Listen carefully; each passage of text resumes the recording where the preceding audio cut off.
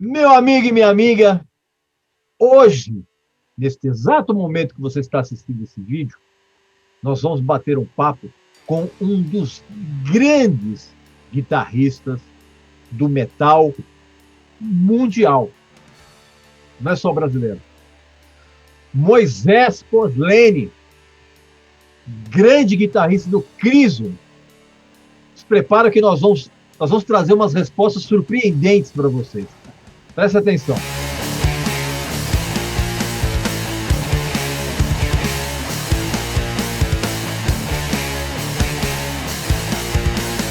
Meu amigo e minha amiga, eu vou interromper um pouco esse papo, porque eu tenho uma dica sensacional para você. Um dos livros mais incríveis que eu li nos últimos tempos. Cowboy no Inferno.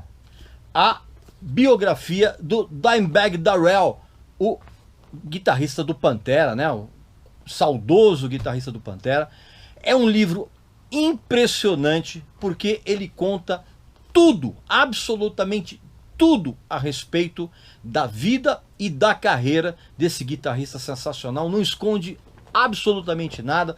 Tem histórias de bastidores incríveis, todas as brigas, as tretas, os problemas que a banda teve, toda aquela tensão interna, a maneira como o Dimebag vivia numa espécie de porra louquice eterna. É uma coisa impressionante, é um livro muito detalhista que você precisa ter na sua biblioteca, vamos dizer assim.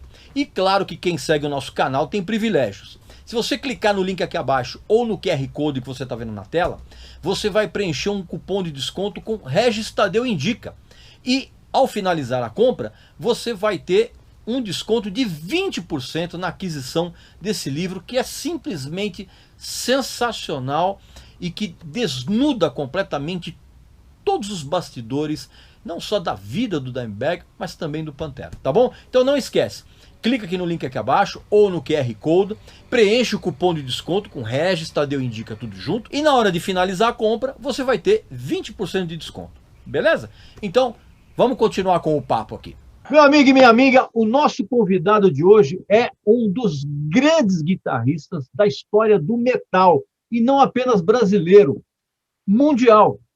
Porque Moisés Posleni, junto com os seus irmãos, formam uma das bandas mais sensacionais do metal e, algo que você não sabe, um dos grupos que mais fez turnês no exterior. Claro, antes da pandemia, evidentemente. Claro que também você vai fazer a sua inscrição aqui no canal, eu não vou ficar explicando para você, você já sabe muito bem como faz.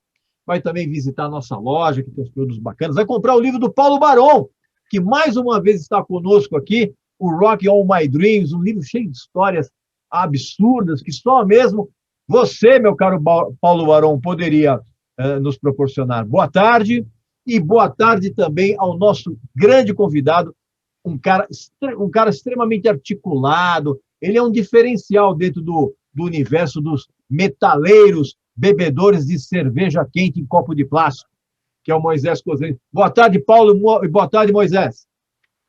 Boa tarde, Regis.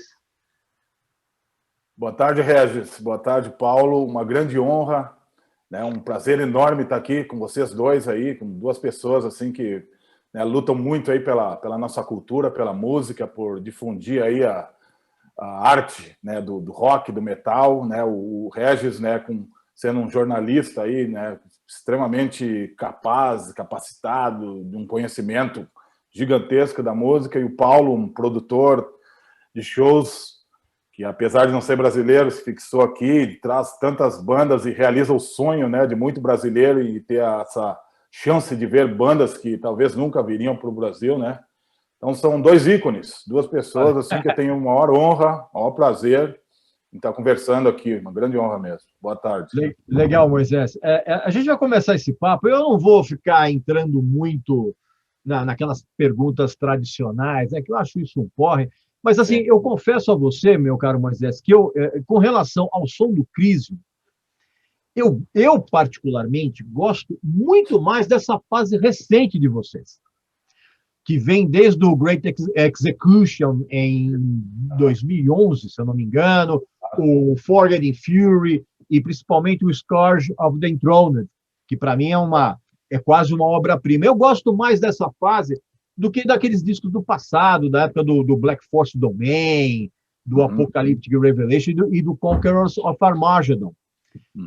Mas eu gosto, por quê, cara? Porque vocês adquiriram, de uns tempos para cá, de uns anos para cá, um refinamento sonoro dentro daquela massa potente de som, e vocês têm os grooves das canções agora menos blast beat do que antes. Sim. Eu não sei se você concorda comigo que essa sonoridade hoje, ela não só mudou, como ela está mais legal. E eu queria saber de você o seguinte, se você concorda com o que eu estou falando e se você consegue apontar exatamente o momento em que essa guinada aconteceu. Eu concordo muito com o que tu falou aí, cara. Eu acho que a banda ela teve esse amadurecimento. Todo mundo chama de amadurecimento, outros chamam de, sei lá, botou o pé no freio. Sei lá, tem muitas variantes para explicar o porquê. Assim, também tem a idade também, quando a gente era mais novo, assim, tipo, tinha uma fúria muito grande. E, tipo, eu tinha 18 anos, o Max tinha 16 anos, a gente era muito guri, muito novo e queria só ver a destruição, ser satânico até o osso e morte à igreja, aos crentes, toda aquela coisa que acompanha, né, um guri de 18 anos, né, fã de death metal. Então a gente tinha isso, mas sempre teve a gente sempre teve uma seriedade grande assim na música, assim, apesar de que naquela época a gente não tinha muita infraestrutura para fazer um som aqui no Brasil daquele estilo assim. O Brasil ainda não tinha começado ainda com esse negócio de blast beat, as coisas que tipo nos Estados Unidos tinha aquela wave do death metal, que tinha o Death, que tinha o Morbid Angel, que eram bandas que estavam ficando cada vez maiores assim, né? Estavam crescendo, né? Muito. E lá eles já tinham o Morris Sound, tinha o Scott Burns, né? Produzia o Sepultura, o Obituary, então eles já tinham o know-how. Aqui no Brasil a gente tinha nos anos 80, aquele death metal mais esporrento, de Minas Gerais, São Paulo, que era meio mal produzido, era meio bagunçado, assim, ainda. Mal gravado mesmo, né? Mal gravado. Os técnicos na época não sabiam muito bem que tipo de microfone usar, a captação, masterização. Exatamente. Né? O cara ia tirar um som para death metal, tipo nos nossos primeiros discos, e aí queria fazer um bumbo super grave, assim, 2 mega bumbos gigantes graves, assim, e que embolava muito som, né, cara? Tipo, guitarra com reverb, com... Né, os caras acostumados a gravar, sei lá, hard rock, heavy metal, né? Daí pegava o death metal e nós não tinha conhecimento também, não tinha o que fazer, a gente tocava aquilo e tipo, os primeiros álbuns, a gente gravou, tipo, Black Force Domain, eu me lembro, gravou em uma semana, tipo, uma semana para gravar, uma semana para... E era tudo, não existia Pro Tools, não existia nada, era tipo na raça, o cara... fazendo... Vocês ainda faziam aquele corte de fita analógica? Não, né? Não. O jeito que gravou ficou, tipo, o próprio Black Force Domain, a guitarra guia é a guitarra base do disco todo. Foi uma guitarra só gravada ao vivo com a bateria, assim, por falta de tempo. Então, ou seja, além da gente não ter estúdio, não ter produtor, não tinha tempo, não tinha grana. A gente conseguiu gravar esse Black Force também, eu me lembro, foi permuta. Foi por permuta que era o Eric de Haas, né? O Eric de Haas estava trampando com a gente, daí ele conseguiu uma permuta no estúdio Army, que era do Arthur, na Zona Sul, me lembro.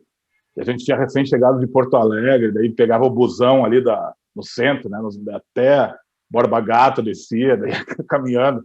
Então, muita história, coisa de guri, mas, mano, assim, eu tenho muito orgulho dessa época, assim, que a gente tava sempre feliz, sempre dando risada, sempre num astral bom, assim, né? Não tinha... Moisés, só para pegar esse gancho aqui, na verdade, quando eu falei que a gente ia bater um papo de boteco, é exatamente isso.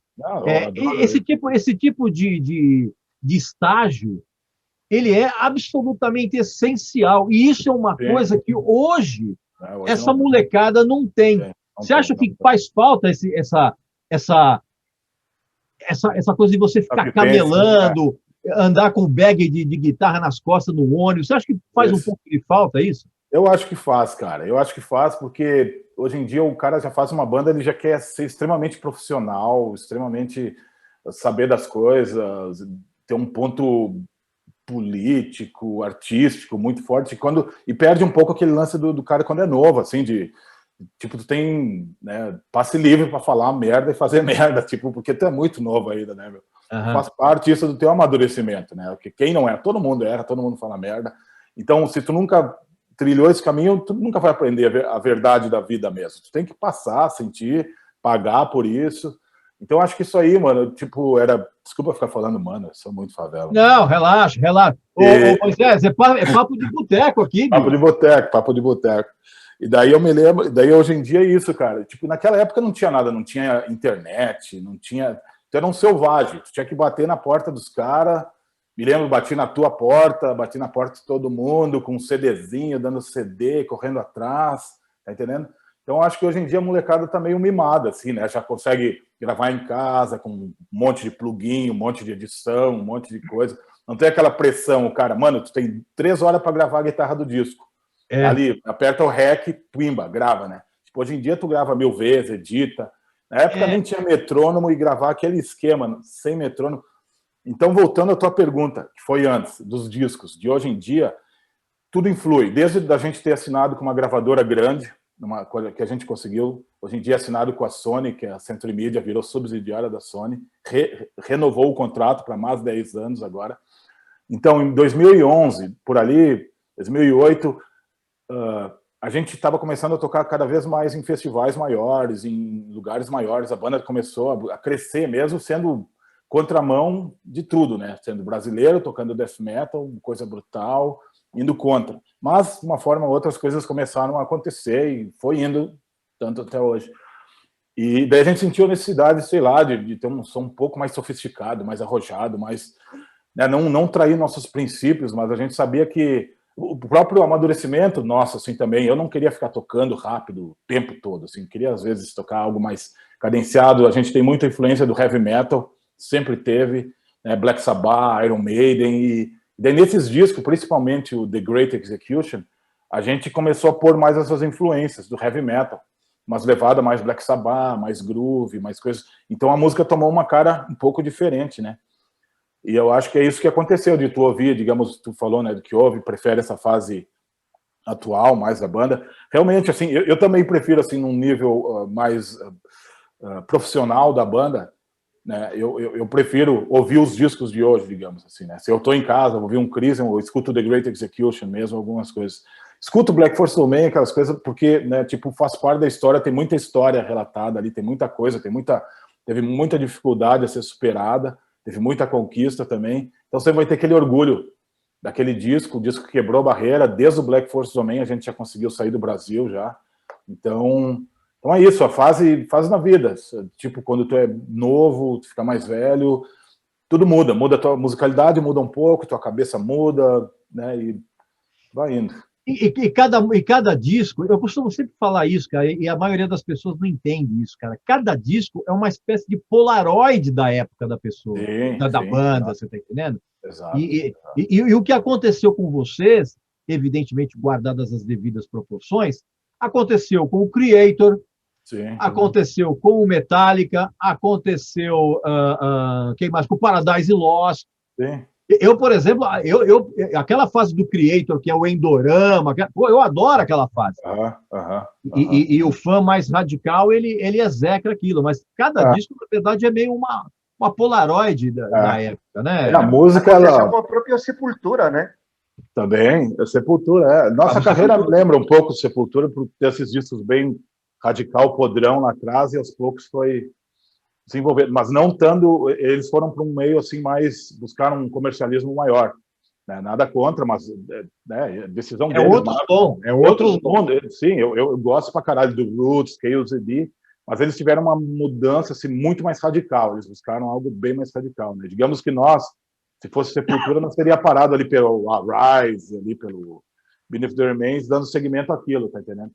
Mas eles, mano, a música é uma liberdade de expressão e como ela é pública, a gente pode opinar e falar, né? Tem coisas que não nos agrada, tem coisa que nos agrada e tem pessoa que leva isso para o lado pessoal, acaba não sendo legal, porque música é um lance muito pessoal teu, tu vai para tua casa, tu escuta a tua música, se alguém pede a tua opinião, tu responde, então não tem por que se zangar. o fato de você não gostar da música não significa que você não gosta da pessoa. Exato, é. Mas Tem isso muita no coisa Brasil, mas no Brasil isso é muito comum, cara. Sim, porque o brasileiro ele é mais emotivo, eu acho. Assim, né? Não, o Ele acaba brasileiro é mais babaca. Não, Também, isso é também. babaquice. Você tá entendendo? Tu fala Paulo, isso de você. um cara, de uma banda gringa, não gostei do teu disco, cara, ok, vou tentar fazer melhor, ou tu tem... Agora tu fala no Brasil, o cara já pega ódio mortal de ti e já quer te matar, tá entendendo? Então, Inclusive falando sobre isso de conselhos, essas coisas de isso, lembro há uns 5, 6 anos atrás, eu e o Moisés falamos bastante no telefone sobre a possibilidade, por quem sabe eu empresariar a banda, e eu comentei sobre isso, de falar, sim, cara, eu acho que vocês têm que ir uma linha um pouquinho mais tranquilos, porque vocês um dia vão ficar mais velhos e não vão conseguir segurar aquela adrenalina. Você lembra, Moisés? Falamos bastante lembro, sobre isso, cara. lembro. E quando eu escutei os últimos álbuns, falei, nossa, que legal, cara, porque eu acho que, além de você chegar também a um público maior, mostra mais um amadurecimento, acredito, nos últimos tempos, do que vocês conseguiram, né, cara? Sim, eu lembro, Paulo, a gente estava falando, e foi bem numa época, deixa eu ver, tipo, 6 anos atrás, que o Crisium estava lançando mesmo o Forged in Fury, que é considerado um disco, assim, mais trash, mais cadenciado, né? Sim. Assim, eu gosto desse disco, assim, tipo, muito fã radical virou a cara, assim, né? Tipo, falou... que é foda que nem a gente falou, assim, o brasileiro ele se sente traído, né? Enquanto em outros lugares o disco vendeu melhor do que os outros e a gente atingiu outros patamares. Mas é isso, é impossível satisfazer todo mundo, né, cara? Mas esse teu conselho, ele foi ouvido e foi a gente pensou e foi um ótimo conselho, cara. Tipo, tu como um businessman, né, envolvido em grandes shows, né, tem uma visão mais ampla que nós como música. Às vezes o músico ele fica muito preocupado em desenvolver a sua técnica, desenvolver a sua temática e etc e tal, mas ele sabe que ele é vinculado a uma gravadora, ele tem que vender, ele tem que ter um lado mercantil, não adianta fugir disso, né? Porque se tu fugir disso, tu não paga tuas contas e tu não consegue mais fazer turnê, não consegue viver da banda, né? Se tu... Agora vocês... Não, desculpa, Perdão, Paulo. Regis. Agora, vocês sempre estiveram em contra da corrente, né, cara? Porque nos 90 estava o grunge. Aí vocês entraram com tudo lá com death metal. Agora, na própria pandemia, vocês inventaram de fazer um show com restrição. Então, tipo, sentado, o Christian, imagina. Então, tipo, vocês sempre bateram tipo, vocês são os típicos cara de pau, né? Porque vocês estão prontos para que batam, né? Para esse ser, cara. A gente, pra ser sincero, a gente sempre, para onde vai o povo, a gente vai para o outro lado, assim, sem se achar especial por isso, mas acho que a arte tem muito disso, tá entendendo? A gente tem vários exemplos na história do mundo artístico, assim, né? Tipo, eu acho que buscar uma identidade própria, buscar um caminho próprio, ele é sempre mais no futuro, ele vai ser mais, ele vai te engrandecer mais como artista, como por tu ter aceitado desafios, por tu ter ido contra a corrente, não ter precisado puxar saco de ninguém, precisar fazer nada, tá entendendo?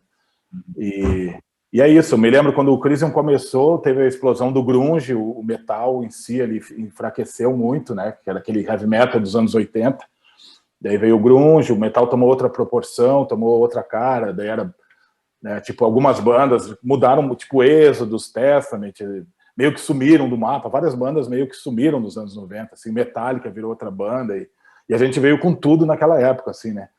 E eu me lembro que eu fui para os Estados Unidos quando era bem moleque, quando eu tinha 19 anos, foi em 93, e eu me lembro assim que assim, eu me senti assim, super mal assim de ver que a cena metal lá estava super diferente, assim, né? Eu queria ver os shows em metal e daí o que eu via era tipo Biohazard, coisa assim, né?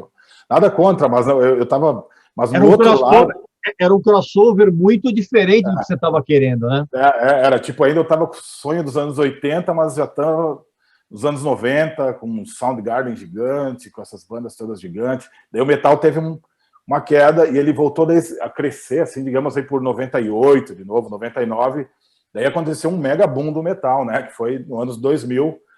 e pouco, assim, que o heavy metal estourou, assim, de uma forma, assim, que as vendas foram super altas e todo mundo voltou revigorado, Metallica, todo mundo, né? Então, e tá aí até hoje, e durou, né? Tá durando isso, já estamos em 2021 e o metal continua super forte.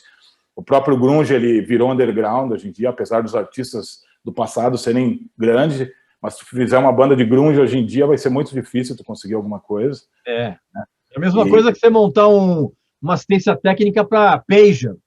Exato. Você não vai. Você não Muda vai muito, né, cara? Muda muito. A gente não sabe, ano que vem pode vir a mudar muito as coisas. Então, que nem eu falei, tu ir contra... Não é que tu esteja indo contra ninguém, tu tá indo no teu próprio caminho. Tá com a tua identidade. Então, não importa a moda do momento, continue firme e é assim que se faz. Ô Moisés, já que você está citando isso, tem uma semelhança entre... Eu vejo, por exemplo, uma semelhança entre o Crisium e o Sepultura, que foi o fato das duas bandas terem conseguido sair do underground, não apenas aqui no Brasil, mas também no exterior. Claro que cada uma depois seguiu rumos diferentes. Sim. E se vocês, e eu considero que vocês, mesmo lá fora, não estão mais no underground do metal, porque se não fosse isso, vocês não fariam tantos shows. Aliás, essa é outra conexão que existe com o Sepultura. Junto com o Sepultura, vocês foram e ainda são, não agora na pandemia, evidentemente, mas até então, vocês eram a banda que mais faziam shows internacionais. Sim. E não para público brasileiro. E aí eu pergunto para você, o investimento das suas vidas nisso, né? Isso que você acabou de falar agora, e não estou falando só do investimento financeiro, estou falando também do investimento pessoal, porque certamente a grana que vocês ganharam, vocês reinvestiam na própria banda. E é uma coisa que eu e o Paulo, a gente sempre fala que toda banda tem que funcionar como uma empresa. Sim. Esse investimento que vocês fizeram, financeiro e pessoal, ele foi determinante para vocês chegarem onde vocês estão? Ou teve também um pouco de sorte, teve um pouco também de vocês estarem no momento certo, na hora certa, teve algum fator imponderável? Como é que você vê isso, olhando para trás hoje? Eu acho que todos os fatores colaboraram para que isso acontecesse, mas o mais é a dedicação pessoal mesmo. E a dedicação pessoal, tu tem que abdicar de muita coisa. Para ficar fazendo tanta turnê assim, né, tu tem que abdicar de uma vida pessoal normal. Tu não vai conseguir ter uma relação normal aqui no Brasil, aquelas coisas assim, né? E daí acabou que é todo mundo hoje em dia separado, né? Todo mundo solteiro,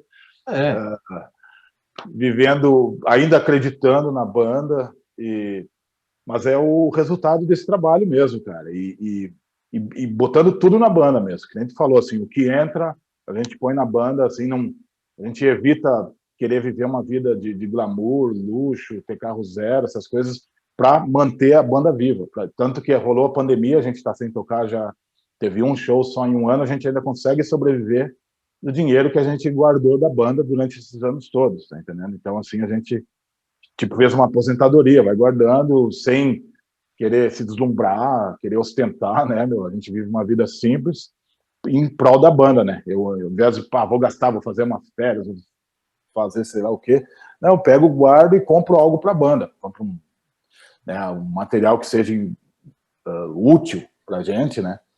E daí mais um pedal, por exemplo. Porque meu amigo e minha amiga, você que está assistindo essa entrevista, não sei se você sabe, mas o Moisés, cara, é um dos caras mais viciados em pedais que eu já vi na minha vida. É um negócio impressionante, cara.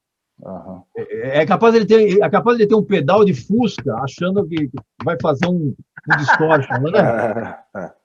Pedal é um vício, cara, que eu tenho assim há muitos anos. Agora que eu tinha mais chance financeira, né? Tipo essas viagens para os Estados Unidos, Europa, Japão. Japão é um sonho, né? Deve Austrália. Ser uma loucura, né? Daí tu vai lá ver uns pedal de guitarra barato, pedal vintage, pedal novo, pedal modificado. Então eu fui juntando, mano, e hoje em dia, sei lá, deve ter uns, não sei quantos, uns 300 pedais, sei lá quantos. 300? Sei lá, que eu compro muito. E muitos... Que pedal tu consegue, sei lá, comprar, às vezes pedal por por $50, $40 nos Estados Unidos, nos Pau Shop, ou vai para a Europa comprar barato, sim. Então, tipo, daí cada viagem que eu ia trazia uns 5, 6 pedal, daí comprava, daí aqui no Brasil, e também tem patrocínio, ganho os pedais, também guardo, e eu vou guardando, né? Daí hoje em dia eu tenho caixas desses pedais, e volta e meia eu volto a usar me dá uma loucura, eu quero pegar um pedal super antigo que eu comprei há 20 anos atrás. Você deve ter uma caixa para os teus pedais, né? Uma caixa para os teus pedais e outra para você. Várias caixas, né? Várias caixas. Aí você pega aqueles Rat antigos. Rat eu tenho 2 Rats. Comprei Rat, me lembro, usado nos Estados Unidos. Comprei por causa do Jeff Beck, né? Nunca me acertei. Nunca me acertei. Para quem não sabe, o Rat, cara, é um pedalzinho extremamente simples, tem um botão só. E é o pedal que o Jeff Beck usa. Esses caras da antiga, anos 60, 70, eles inspiravam muito no Rat. Porque esses são quase... Ele funciona quase, tem quase um oitavador nele, assim, que é muito louco. O grave dele, assim, ele tem uma precisão muito forte, assim. Por isso que o Jeff Beck, esses caras têm aquele gravizão tocando com guitarra Stratocaster com single coil, assim, né? Que eu acho que onde eles conseguiam quase emular um humbucker ali. Então, impressionante. Impressionante, né? Baita pedal. Quer dizer, você tem quase 300... Porra, não digo isso. Talvez eu não digo isso. Eu tenho 295. Por aí. Eu tenho muito assim naquelas, tipo aqueles Tube Screamer, edição japonesa de não sei quando, da edição americana, assim. Então tem pedais assim que são repetidos assim umas 5 vezes, né? Aí tem toda aquela linha antiga da MXR que o Randy Rhoads usava. Daí tem a linha nova, daí tem a linha da Boss japonesa, a linha da Boss americana, inglesa, brasileira, e cada um tem uma sonoridade diferente, se tu ouvir assim, né? Liga no teu amplo e é meio... A maioria dos guitarristas que eu conheço é tudo meio viciado em pedal, assim, cara. Porque o pedal ele não vai te dar aquele teu timbre definitivo, que isso vem mais do teu amplo e da tua guitarra, mas ele vai dar uma cor diferente, né? Assim, vai dar uma cor... E eu prefiro mais os pedal análogos também. É tudo pedal análogo, pedal barato, né? Não é hoje em dia esses mega bagulho digital, super caro, que emula um som de 1 milhão de coisas, então não precisa mais ter 200 pedal. Um daqueles já te resolve se é o que tu gosta. Porque tem muita gente usando o Camper, né? Aquelas variações. O Fractal, e alguns outros, né? O meu amigo, minha amiga, que você não sabe nada de guitarra, esses amplis, o Camper, são amplis que têm emuladores de timbres dentro do próprio ampli. Então, você quer um som Ace Frehley, tem lá uma regulagem. Você tem uma regulagem Dimebag. É uma doideira isso, né, cara? E ninguém consegue tirar o som porque é da mão dos caras, né? Você não acha que isso tira um pouco da personalidade especificamente do metal hoje em dia? Eu acho, cara. Porque antigamente, anos 80 até anos 90, que era mais análogo, tu ouvia as bandas de heavy metal, cada um tinha um som próprio, cada um tinha uma identidade no seu timbre. Escuta, Iron Maiden era um som de guitarra, AC/DC era outro. Você identificava no riff, né? Tony Iommi, aquela sujeira maravilhosa, tudo. Daí hoje em dia tu escuta essas bandas modernas, todo mundo usa o mesmo plugin, usa o mesmo emulador. E tipo, antigamente tu gravar com microfone, cada lugar da sala que tu pôr teu amplificador vai ter uma ressonância diferente. Então, né, cada microfone, então mudava muito. Então tu ia escutar, isso que eu pirava muito no heavy metal anos 80, era que umas bandas tinham um som de guitarra assim muito muito legal, assim, tipo, tinha aquela banda norueguesa, Testament, aquela banda tipo o Picture tinha um puta som de guitarra. Aliás, o Picture, e você, meu amigo e minha amiga que não conhece, você tem que ouvir um disco chamado, eu tenho certeza que o Moisés é fanático, um disco chamado Diamond Dreamer. Diamond Dreamer, com a mina na frente com a motoca. Aquele melhor capa, melhor disco. O Eternal Night também, que é o segundo, né? Então, mas o Eternal Dark, a impressão que dá é que virou uma outra banda. Mudou bastante. Mudou bastante. Agora, o Diamond é foda. O som de guitarra daquele disco, o som de bateria do Diamond Dreamer é um negócio inacreditável. Sabe quem tinha um puta som de guitarra que eu gosto também? Aquela banda TNT.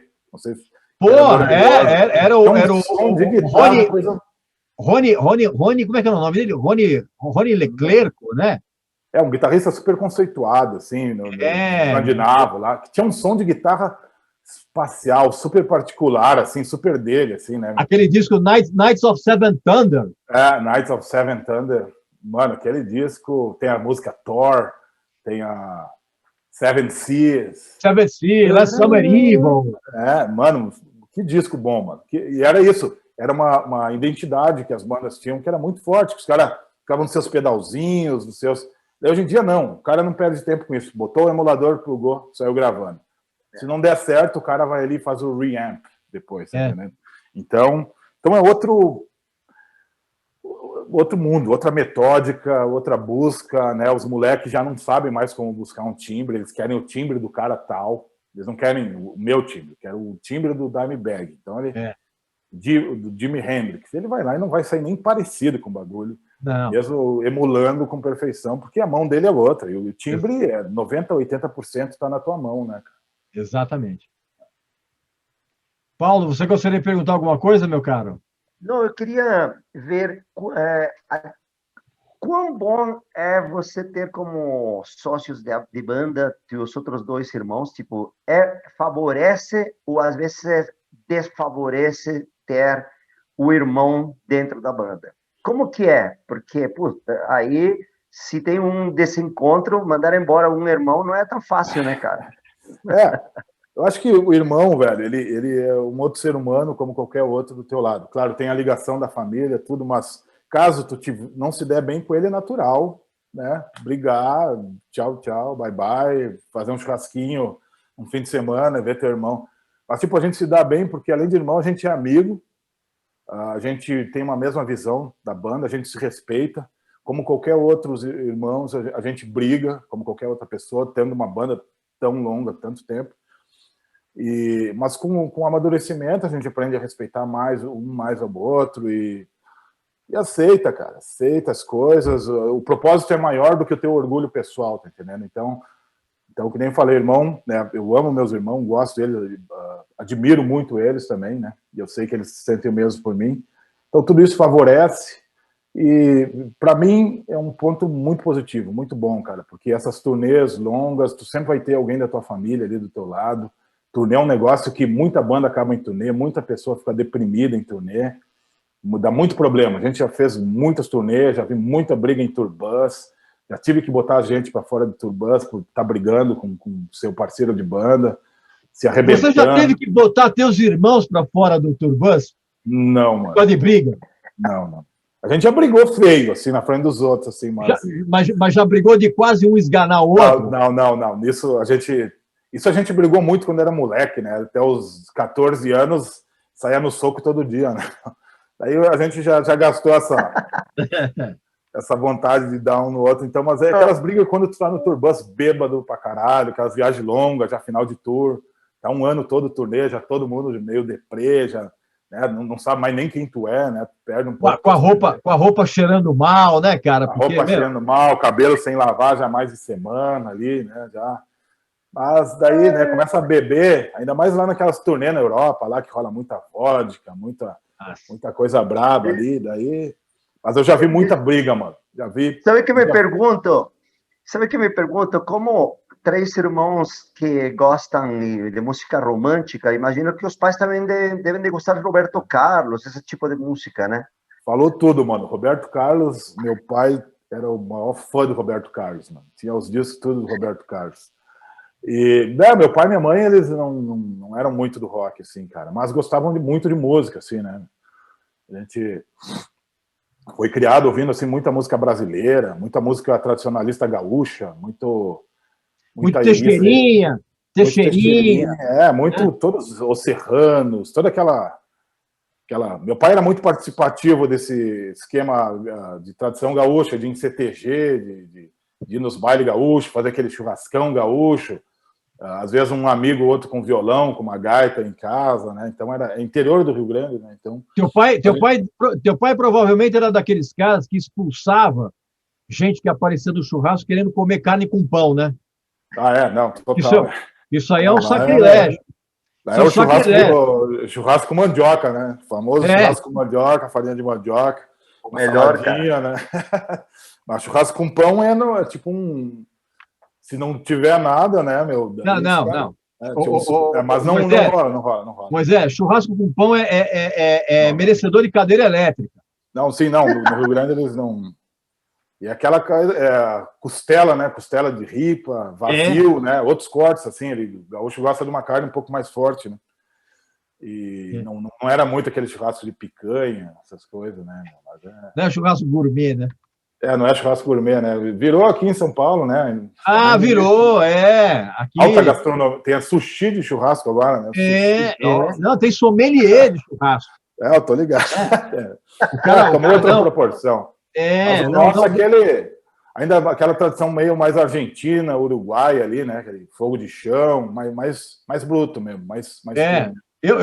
Outro dia eu armei uma confusão no açougue, cara, que eu compro aqui perto do açougue, muito legal, cara. Eu fico indignado que a pessoa vai comprar carne e pede para tirar a gordura. Eu falei, meu, você tá louco? Você tira depois. Tira o gosto da carne, né? Tira o gosto, tira tudo, tira tudo. A textura que a carne fica, para ela ficar bem assada, ela tem que ter uma gordura, né? Se ela não tem, ela fica aquela carne seca. Exato. Né? Sem gosto. Moisés, cara, quando que a gente ia fazer a entrevista falando de churrasco? Mas já que a gente está falando dessas palhaçadas aí que o pessoal faz em churrasco, a temática satânica do som de vocês nunca foi um cirquinho, sabe? Tipo King Diamond, Gorgoró. Eu falo Gorgoró de uma maneira pejorativa mesmo, né? Nunca foi com essas palhaçadas aí. Mesmo assim, obviamente, vocês percebem que hoje a gente vive uma época de um emburrecimento coletivo tão grande que agora a gente tem patrulhamento de internet, tem cancelamento, e vira e mexe acontece essas merdas. Vocês mesmos já passaram um perrengue muito grave no Oriente Médio. E isso todo mundo já sabe, nós nem vamos entrar nesse detalhe. O que eu pergunto a você é o seguinte, Moisés, na tua opinião, dá para enxergar um futuro a médio ou longo prazo em que esse papo de tribunal de internet vai ser apenas uma coisa que as pessoas vão se envergonhar muito de ter acontecido? Essa pergunta aí é complicada mesmo. Como artista, como banda, né? A gente já sofreu muita represália, ou recebe mensagens de grupos mais extremos, né, da fundamentalismo cristão, essas coisas. Ainda assim. Hoje? Volta e meia. Antigamente chegava mais, mas volta e meia, assim, tem pessoas assim querendo pregar alguma coisa, dizer, banda de vocês é legal, vocês são bons artistas, mas pense que vocês estão falando coisas que, né, não tem nada a ver, papapá, né? Isso acontece, né? Desde o rock nasceu daí, né? Robert Johnson falava de quem, né, meu? Então, a gente sempre falou isso de uma forma de protestar mesmo, protesto, porque a religião ela criou a política, digamos. Vem muito do conservadorismo, né? Muito das regras, do que se impor a uma sociedade vem da religião. Se você estudar história, qualquer pessoa que estude história vai ver que a religião era realmente a política. Na Idade Média, aquela coisa toda. Sim, ela se forjou. Tem toda a razão nisso, cara. Né, se formou, né, desde o Egito, depois Roma. A religião era algo, né, assim, que tinha um certo fanatismo que estava acima da razão, né, onde se tu não cumpria com determinado comportamento, tu tinha que ser, né, ser sacrificado, ser açoitado. Até hoje em dia, né, a represália diminuiu, mas ainda continua, depois de milhares de anos, ainda a gente continua, a religião ainda é muito forte, no Brasil está muito forte. E hoje em dia, as críticas de internet, né, como tu falou, assim, da gente viver, eu acho que, dar voz ao povo, em geral, assim, tem muita gente que não tem conhecimento de causa, então vai falar algo aleatório, algo que ele ouviu alguém falar, não entendeu direito e fala ali, daí o outro vai a mesma coisa e é uma corrente de ignorância que vão seguindo e não conseguem se livrar daquilo porque Não sei se é porque foram educados assim, ou se eles têm medo, ou não tem moral e precisa da religião para dar uma moral para eles. Enquanto, né, a gente não precisa de religião para ter moral. A gente acredita na verdade, acredita, ser uma pessoa direita é tu não querer se meter na vida de ninguém, ajudar uma pessoa que está necessitada, coisas assim, coisas básicas de ser um ser humano, né? E sem ficar essa de pregando, seja isso, seja aquilo. E muito do heavy metal, do metal, ele veio, eles falavam em satanismo, era Venom, era Slayer, era Black Sabbath, era Iron Maiden, vem de Jimi Hendrix, Robert Johnson. Então já o rock, ele tem essa rebeldia, ele veio contra isso, né? Então ele, por ter o estigma de ser libertário, de ser, né, viva rápido, surgiu, né, por causa disso, né? E tem muita gente que não vem, daí mistura hoje em dia, né, religião com rock, com metal, e eu sempre acho assim meio sem sentido isso, assim, que não... O rock, a primeira coisa, é livre, cara, livre, e quando tu tá tratando de uma religião conservadora, fundamentalista, que, né, tipo, teve Inquisição, teve todo o problema político, hoje em dia a gente vê a política do Brasil mesmo, a ignorância muito na mão desses crentes, né? Virou um Grenal, né?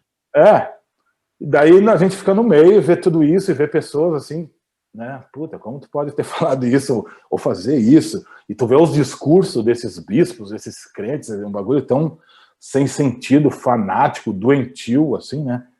Então, o satanismo, ele não se refere assim ao chifrudo, essas coisas. É a ciência, é o conhecimento, é a liberdade, é tu ir contra a religião, tu acreditar em você e ter tua moral como uma pessoa boa sem necessitar de uma religião. Perfeito. Paulo, você gostaria de perguntar alguma coisa, meu cara? Não, eu queria passar também sobre a banda que você tem aí com o João Gordo, com a Prica, com o Igor Castor, que é o Revolta, né? Sim. Como que está indo isso daí? Vai lançar algum material novo? Como que você está levando as duas bandas? Foi um grande sucesso, cara. Assim, deu um baita de um rebuço aí, até pelo fato do Igor, né, ter voltado a fazer aqueles blast beat do Esquizofrenia. Eu achei aquilo o máximo, né, meu? Foi uma puta honra isso. E o João Gordo, a Prica, o Guilherme, o Castor, assim, são pessoas que eu conheço de longa data. Então foi um lance, a história do metal brasileiro, assim, né, tipo, resumida, assim, em algumas bandas. Claro, tem muito mais que isso. Tem muitas bandas boas. Mas é que nem andar de bicicleta, né, Moisés? Essas coisas, né? A sonoridade de vocês demonstra bem isso, cara, que você, dentro do metal, você não desaprende. Não, tipo, tem aquilo que tá na tua alma. Tá? Quando tu tem aquilo imprimido na tua alma, então, junta um time assim, é legal, cara. E como o Paulo perguntou, assim, né, tá todo mundo super ocupado, assim, eu tô escrevendo o disco do Crisium, né, junto com o Max e o Alex. A gente tem que estar gravando ainda esse ano, a gente renovou o contrato, então tá a gravadora meio, não pressionando, mas e aí, como é que tá? Tá indo. E daí, assim, eu tô muito focado nisso, eu nem tenho saído, não tenho feito nada para me dedicar, conseguir compor algumas coisas boas. E junto nisso tem algumas lives que estão rolando com a banda, né? Semana que vem vai ter 2, e tipo, o Igor tá na Inglaterra, o João Gordo tem o Ratos, tem todo o esquema dele, o Guilherme na Suécia, a Prica com Nervosa fazendo maior sucesso, o Castor com os corre dele. Então, assim, no momento tá bem difícil, mas quando baixar a poeira para todo mundo e a gente disser, vamos fazer outro som, fazer um bagulho aí, a gente faz. Não tem por que não, todo mundo se dá bem, todo mundo ficou orgulhoso desse time aí, só pessoas queridas, só pessoas legais. Para mim foi uma grande honra participar disso aí, como um fã de metal. E o som também, né? Muita balada, né, cara? Muita música tranquila. Sim, né? Aquele som ali foi brutal demais, mano. Assim, tipo, o vocal do Gordo mesmo, mano, tipo, foi foda, assim. Eu recebi mensagens, assim, do cara, tudo que a banda de negro, que nem entende a letra, sueco, americano, assim, tipo, mano, que loucura é essa? Falei, Mas Moisés, relaxa, porque o Gordo cantando também em português, também ninguém entende nada. Tem que ter a letra. Não, cara, não, é sério. Não, isso não é um defeito, não. Pelo contrário. Agora, por exemplo, as músicas do Ratos, você tem que ter a letra ali, cara, porque senão você Porque ele canta muito rápido. Ele canta muito rápido. Tem umas coisas tão rápido que... Daí tu pensa, será que ele cantou isso mesmo? Aí tu vai acompanhando, passa, aí tu vê, ele realmente... Ele falou cada palavra, assim, incrível. Ô Moisés, você falou agora que você está preparando, você e teus irmãos estão preparando as músicas novas do Crisium. E me fala uma coisa, vamos entrar um pouquinho num papo um pouquinho mais técnico, porque eu sei que tem muito guitarrista que está assistindo a gente. Normalmente, de uns anos para cá, a pré-produção de um álbum do Crisium, ela é meticulosa a ponto de você já entrar em estúdio já com tudo mapeado, sabendo qual a timbragem você vai usar em cada música e tal, ou tem muita coisa que durante a gravação você fala, porra, peraí, esse timbre aqui vai ficar melhor, não tem esse espaço ainda, ou na verdade é tudo matematicamente já programado para entrar no estúdio, gravar e fim de papo? A pré-produção hoje em dia é um fator muito importante para as bandas. Assim. Se tu está iniciando, assim, eu aconselho todas as bandas, que a gente falou, guitarristas estão vendo, a trabalhar uma pré-produção mais para saber o que tu vai fazer, tipo, principalmente se tu for pagar um estúdio, né, tu tem um limite de tempo para gravar, tu não é que nem em casa que tu vai poder ficar toda hora tentando coisa nova e errou, não tem mais volta às vezes. Então, a nossa pré-produção não é tão meticulosa assim, cara. Tanto que eu gravo assim de uma maneira bem simples e fácil. As coisas assim não ficam assim girando muita lâmpada em onde pôr o microfone, qual a cabeça, mas é para ouvir a música, como que a música tá assim, né? Como que ela tá soando, como que estão os arranjos, para mim conseguir depois criar algum solo, criar partes diferentes e pôr os vocais em cima, né? Então hoje em dia tá muito importante para a gente chegar. Eu gosto, quanto melhor, mais pronto chega no estúdio, para mim melhor é, porque eu chego mais relax. Os teus solos também, eles são pré-produzidos? Você vai para o estúdio já sabendo a linha melódica, tudo? Linha melódica e harmonização eu sei, mas no estúdio assim acabo mudando tudo sempre. Mudo porque vai ter o produtor junto. A gente sempre tem gravado um produtor. E daí tem coisas que eu faço, ele já me antecipa antes. Ouviu a pré-produção, a gente vai fazer umas coisinhas assim. Te aconselho, pode fazer aquilo, mas... Talvez a gente pode tentar outras coisas diferentes, que ele é um cara fora da banda, ele tá vendo fora, e o cara da banda, às vezes, olha muitas coisas pelo aspecto técnico, assim, será que estou desempenhando bem esse lick? Será que isso tá bonito? Que não tem nada a ver com a música, num grande sentido, né? Não tem nada a ver. Mas tu, como música, às vezes tem um errinho ali que tu fica com a pulga atrás da orelha, enquanto ninguém vai perceber, e vão gostar o erro ainda, né? Pois é. E então, é esse o papel do produtor. Esse é o papel do produtor. Extrair o que você tem de melhor e tudo bem. Ouvir a música, sentir ela, não pensar nela. A gente pensa no músico ali, eu quero ser perfeccionista nisso e naquilo. Tanto que hoje em dia eu já estou mais relax com isso. Não tenho mais essa preocupação de que a música boa, ela está além de ser perfeita, de qualquer coisa. Cada pessoa vai assimilar ela de uma forma. Então, um produtor fora do contexto banda, que nós aqui fica, sei lá, meses tocando a mesma música, fazendo pré, então chega lá, tu já tá com o teu ouvido viciado em várias coisas, e o teu ouvido te engana. Então assim, quer escutar uma coisa, tu fica viciado, não, eu tenho que ouvir aquela parte depois dessa parte, e é um vício, que daí tu muda, tu não entende as coisas, então assim, é um quebra-cabeça, assim, então a pré é boa, mas na gravação é tipo time, né? Vai treinar bastante antes da decisão, mas se tu chegar lá e amarelar, ficar com as pernas tremendo, não adianta a produção que salve, né, meu? Pré-produção que salve. Né? Paulo, você gostaria de perguntar mais alguma coisa? Sim, Paulo? eu queria perguntar sobre as tuas influências como guitarrista. Eu sei que como influências de bandas, você tem o Morbid Angel, Slayer e por aí vai. Mas e como guitarristas, que você sente que você tem de influência e você colocou dentro do Crisium? Minhas influências, mano, vão desde do blues antigo, passando ali por... E a influência de verdade mesmo, mais a Jimi Hendrix, assim, Jimi Hendrix sempre curti muito a sonoridade dele, vai pro heavy metal, Tony Iommi, Iron Maiden, Yngwie Malmsteen, quando eu era moleque, escutei muito Malmsteen, assim, na época áurea dele eu pirava muito, que fez parte da minha geração, dos Guitar Hero, anos 80, Vinnie Moore, aqueles caras, Paul Gilbert, que hoje em dia eu nem consigo escutar muito. Malmsteen eu escuto de vez em quando, mas também acho... Parabéns, hein?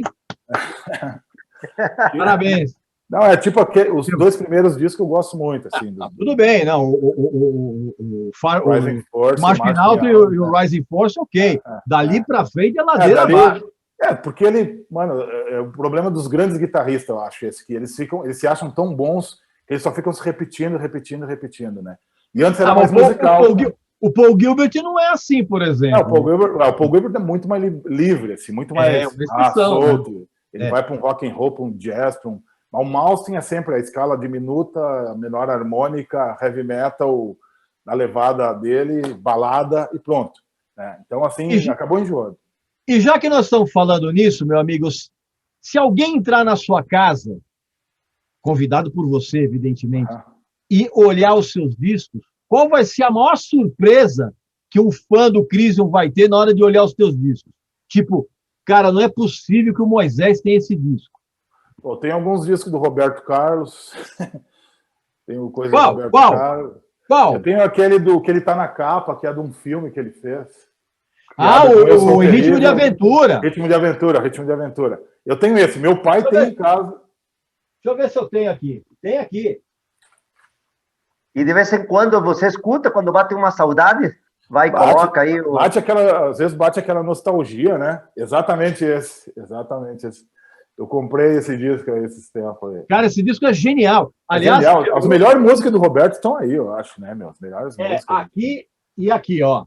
Que esse disco é o disco de som. Esse é de 65, eu acho, né? 65. Não, esse aqui é 67 e esse aqui é 68. 68. É a melhor época, né? Já deu uma choradinha aí escutando um Roberto Carlos? Já caiu a lágrimas assim um pouquinho? Não, depende do momento, né? Às vezes tu tá naquela fase meio deprê, brigou, né? Separou da mulher, tá ali, ou tá sozinho faz tempo, meio bêbado. Daí tipo, uma música que eu uma vez chorei ouvindo era Beth do Kiss. Nossa! Eu sabia que ia falar. Do Kiss, tu na turnê lá querendo voltar embora, né? Regis, isso está comprovado. Isso está comprovado que os mais metal são os mais fortes, mais podreira, são os mais românticos, viu, cara? São mesmo. O Moisés, Moisés, ele faz essa pergunta para todo mundo pelo seguinte, esse cara, bicho, o cara ele chora em show do Bryan Adams. É mole o negócio dele? Compreensível. Você entende isso? Você emoção, vai ver a história dele. Vai saber o porquê que ele chama, vai saber o porquê da história, né? São uma vergonha. Vocês são uma vergonha. Vocês dois são uma vergonha. Quer dizer que o Roberto Carlos ainda vai olhar ali e falar, pô, o Moisés com o Roberto Carlos, pô, boa. Roberto Carlos, eu tenho muita música também, assim, uns discos de música gauchesca, assim, também, né? Que daí o povo nem... Mas é que é um bagulho mais folclórico, assim, não é muito... Aquele som gaudério, né?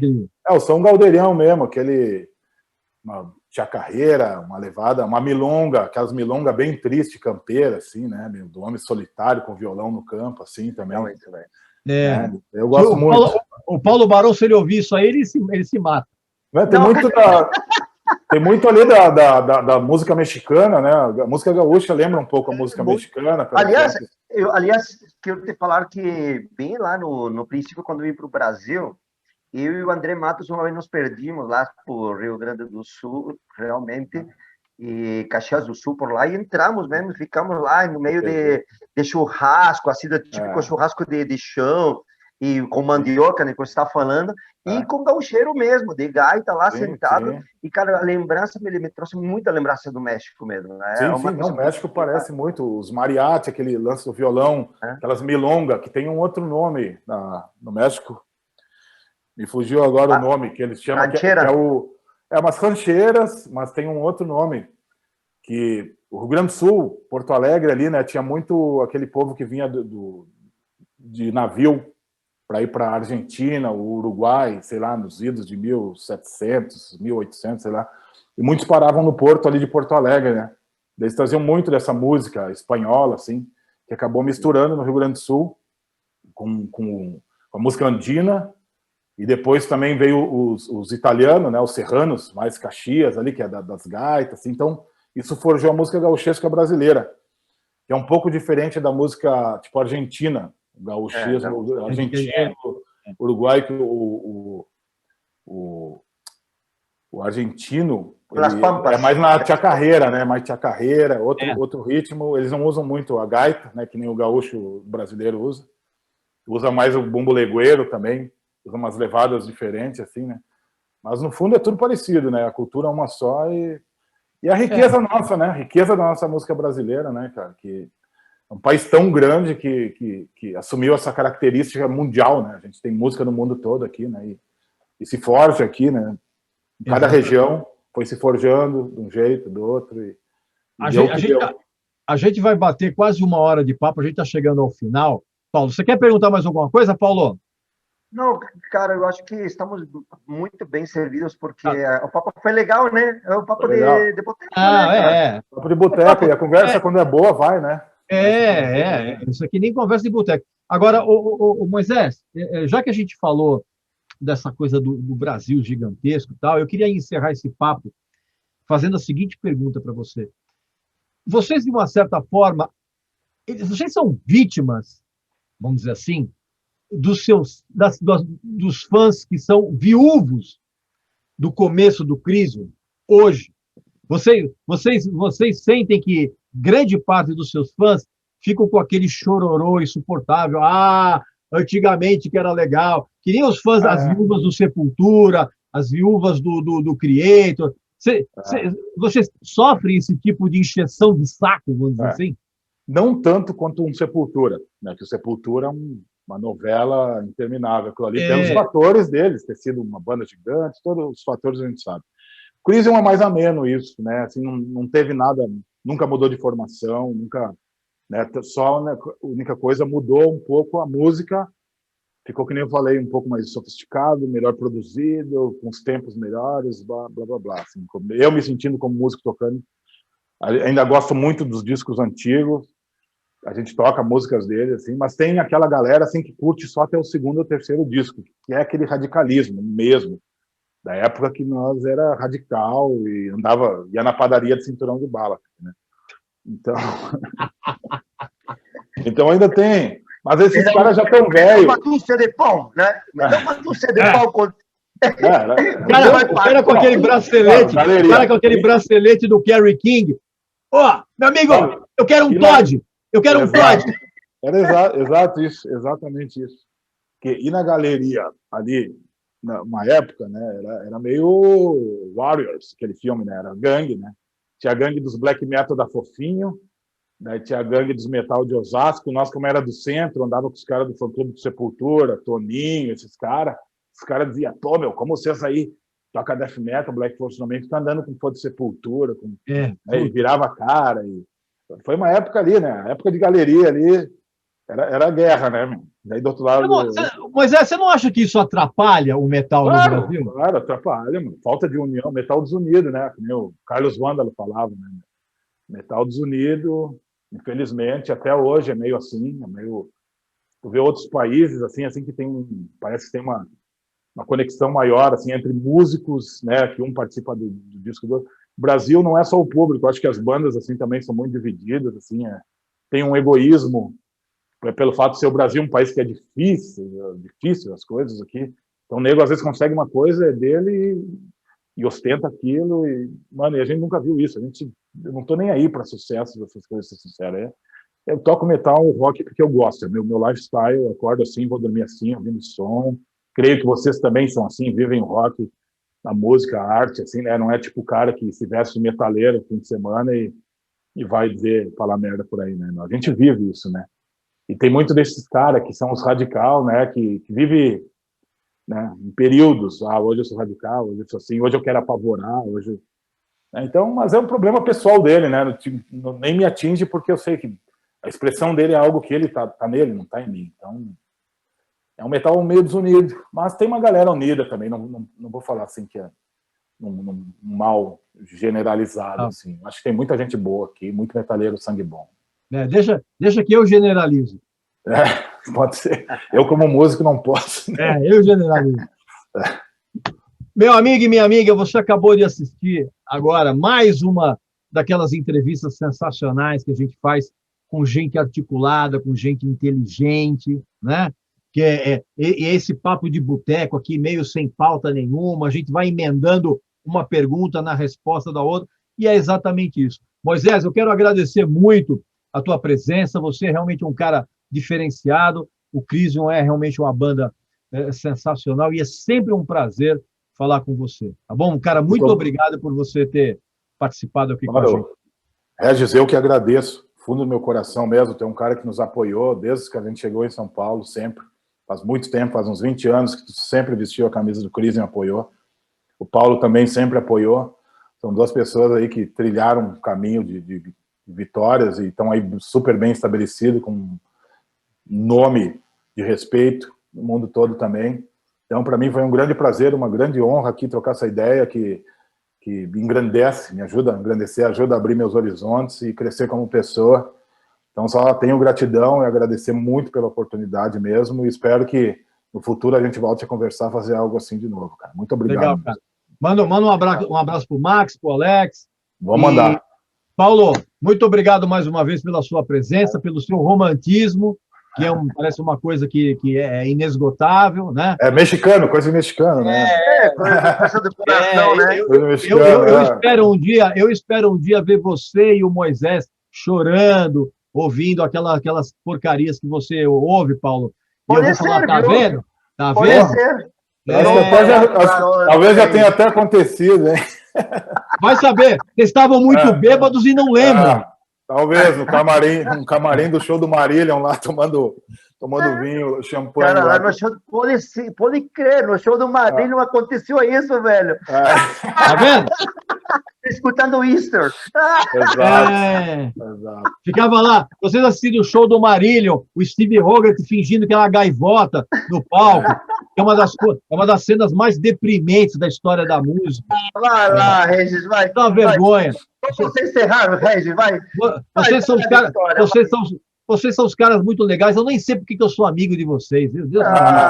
Você é legal também, irmão. Olha, quero também fazer um agradecimento público aqui ao Rodrigo Bart, que é o nosso diretor de áudio e vídeo, que ele sempre está fazendo um trabalho sensacional, linkando a gente aqui, é um profissional de primeira grandeza, também tem um gosto musical pavoroso, mas né, ninguém, tirando eu e a minha modéstia, ninguém é perfeito. Claro.